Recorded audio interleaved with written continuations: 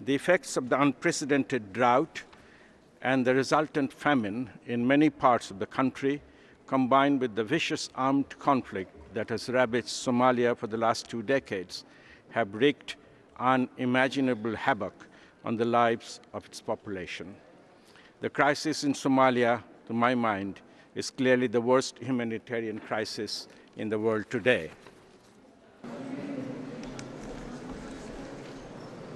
The latest survey of the Food Security and Nutrition Analysis Unit of the UN indicate that 4 million people currently in crisis nationwide in Somalia, 3 million are in the south, and of these, 750,000 people risk death in the next 4 months.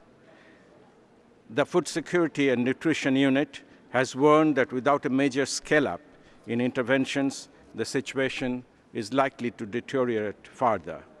With the onset of the rains in October, there is fear that the displaced may be hard hit by waterborne diseases.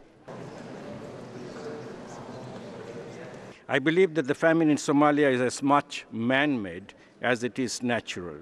While it has been a recurring feature in the region for centuries, the people had learned to deal with them in their own way through communal self-help measures.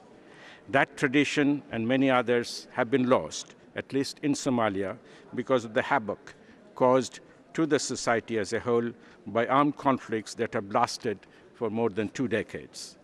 Unless the war is brought to an end, such situations are likely to recur every now and then. It is therefore imperative that we tackle the twin crises of famine and war jointly with the same tenacity and determination.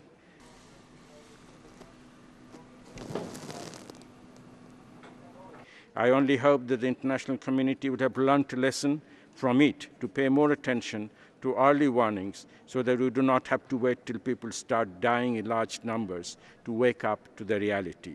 Much of the human suffering in Somalia could have been avoided if the international community had acted in time. Somalia recognizes that at this moment in time, conditions are not ripe for Somalia to become a party to the Rome Statute of the International Criminal Court.